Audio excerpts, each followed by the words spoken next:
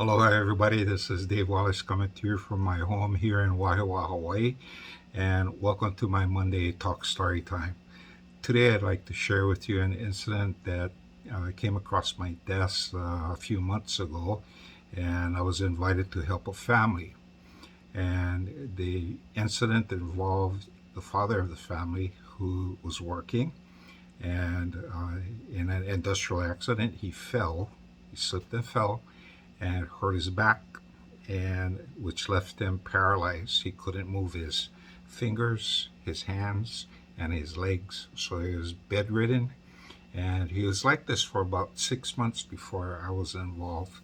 So when I got called to help this family, what I normally do is I go through preparation, and I like to have a lot of time to meditate and visualize. Okay, uh, I let my spirit go out and take a look at the situation to see what challenges are going to be facing and what I need to do. And a few nights before the appointed time was to go over to visit this man and his family, I had a strange dream. And in this dream, I was in a room, and inside this room there was electric cords, kind of like all laid out on the floor, and there was some that was severed and cut, and they were kind of hopping around and shooting sparks and things like that. And I knew something needed to be done, and because this power was keeping the place that I was in, was keeping it in the dark, and I needed to somehow find a way to connect. And just before I started going to grab these live wires, um, I felt somebody grab me from the behind and stuff and say, "Boy, don't do that." And I looked back, and he says, "Well, how am I going to fix this?" He says, "Don't grab the wires that's been cut. It's going to hurt you." I said, "Well, what am I going to do?" So he pointed to the corner, and in the corner was coils of these brand new um, brand new wires, and it had plugs on both ends. And when I looked at the source of these sparking wires that had been cut, I could see that there was a connection in the wall there, and across the room a connection there. So I looked back at the guy and said, "Oh, thanks." So I ran and I unplugged the broken connections, and I got the new connections, and boom, plugged it into the wall, and boom, the power went back on. Now that's a dream I had, and for me, when dreams like that happen, it happens for a reason. And it's interesting that I didn't put the dream together with what I was supposed to do with this paralyzed man until I got to their home. And so on the appointed day on a weekend, I finally made it to this man's house, and I was greeted by his daughter, granddaughter, and a caretaker. Now, this man was bedridden. He couldn't move his arms, couldn't move his legs, couldn't walk. So he had to be fed and taken care of, and that required 24-hour care. So this man had a nurse to watch him at all times. So I talked to them and asked them about his condition. Has this person been able to move? No, nothing. And so my intent and the purpose of being there, and the reason why I was asked, is the daughter was very concerned about this man because he was beginning to get depressed, and so she wanted to change the mana, or the energy that this person would have, and hopefully he could have a brighter disposition and not lose hope. So that was my initial reason I went there. So when I got there, I set a pule, and I began preparing my water. The My plan was to first cleanse the energy field, which I did with the pakai water and tea leaf and went around and cleared the energy to get rid of the negative energy that may be attached to this gentleman's aura and energy body.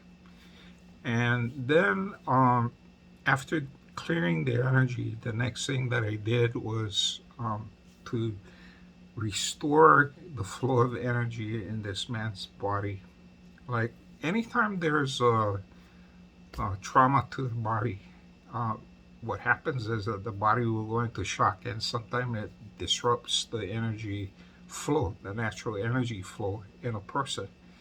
So I went in there and I knew this. And so as I felt the energy flow in a person's body, I knew something was keeping it from moving naturally.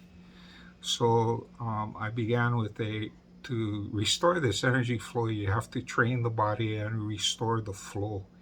And so the way I restore the flow is beginning on the person's soul, the right side, okay, the right foot, at the sole of the right foot. I imagine energy entering the bottom of his feet and coming up his right side of the body, covering that half side all the way up his arm, over his head. And when it gets to the top of the head, it moves down on the left side, left of the body, and exit through the left sole, the sole of his left foot. And that's what I started doing, and moving the energy. And I could feel the energy begin to move, but there are still some blocks going on. And after I started getting the motion and training the motion, restoring the motion, and clearing this flow of energy, energy entering the bottom of his right foot, coming over the top, and exiting out his left foot. The next thing I decided to do was to test his chakras to see how the chakras were. And of course, they were all in disarray. Some of them were moving slightly, but not as active as I had hoped. And so I stimulated the chakras. And when I got to the point of his body, about 5 inches above his navel, this is where I felt the majority of his energy was being pulled. Now he's bedridden and laying on his back. Okay, so the where I felt my hand, I felt this is where the injury was, on his back. So I could feel it really strongly. So I stimulated and I spent some time there. And as I held my hand over this one section where the injury was, and I closed my eyes and I focused on it, and the dream I had the previous, several nights before that began to make sense.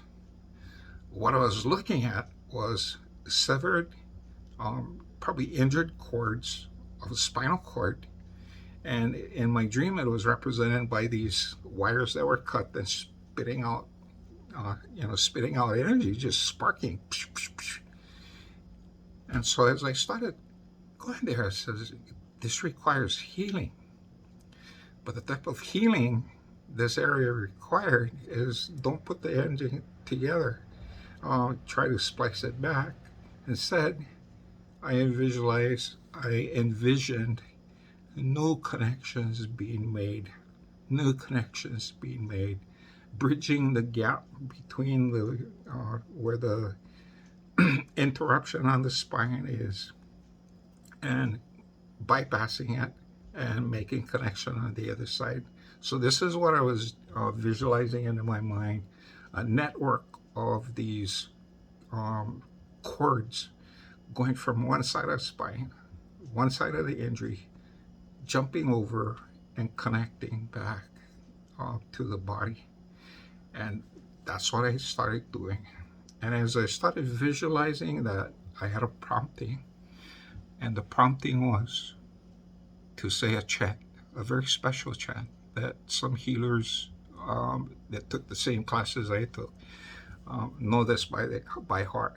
And this is a chant I use quite frequently to help people who are ill. And for those of you who know the chant, um, I'll say the first few lines, but it goes, it's a chant that I refer to as A'ai Mano, and this is how it sounds.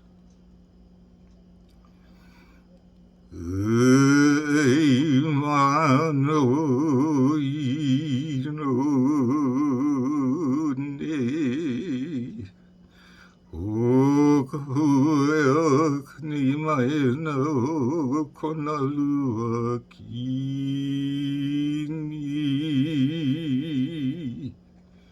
So that's the opening lines to this chant. And as I started chanting, I could feel the mana in the words that were spoken and the tone that was filling this room. And in healing, we use this chant and we repeat it 4 times. By the time I finished the second, repeating this chant twice, I noticed something unusual. A man's right foot, who's sitting up right like this in the bed, started moving. Just like that. Side to side.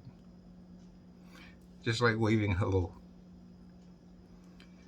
So I continued with the chant, and I looked at the I looked at the family member and looked at the caretaker, and their eyes are big. I said, "Whoa, okay, this is from a man who's paralyzed and had not moved his feet or hands in 6 months. His feet going like that." So I continued the chant, knowing that the chant was working and that this person's ancestors was coming to his aid, which the chant is doing. It's calling the ancestors to help. So I finished the chant the second time. The third time I started into the chant, the man is sitting, laying down on his bed with both his hands up on his chest, and his left hand started to do this. Open and close. Open and close. So now we got the feet doing this and hand going this. From a man who hasn't moved for over 6 months. And at that point, I knew that this is why I was called to help with this family, to get the person started in rehab. Okay? So I was there for less than 20 minutes. And after I left, I felt pretty confident that this would be the beginning of his healing journey. And I called several weeks later to check on how he's doing. And again, he's doing better. And I guess the movement, he's in rehab now. And I pray that he's doing better. And so I'll be checking up later on to see how this family is. But, I recall watching the daughter and the caretaker look at him and ask, "Has he been able to move his feet and hands all this time?" And they're looking at me and going, "No, no." This is the first time that they've seen movement. And so there's hope. By the time I left from the family's home, there was hope in the air. And what this loving daughter did for her father actually came to fruition, and there's renewed hope for the recovery of the dad. So this is something I wanted to share with you, and not every eerie story is spooky. Some of them is feel good, yeah. So anyway, this is Dave Wallace, and I hope you enjoyed the story time. And on Friday, I will be posting the Powerball numbers if nobody hits it on Wednesday. Okay, so anyway, folks, take care, and if you enjoy these stories, share it with others, and continue to subscribe. Okay, And again, this is Dave Wallace from Waiho Hawaii saying aloha.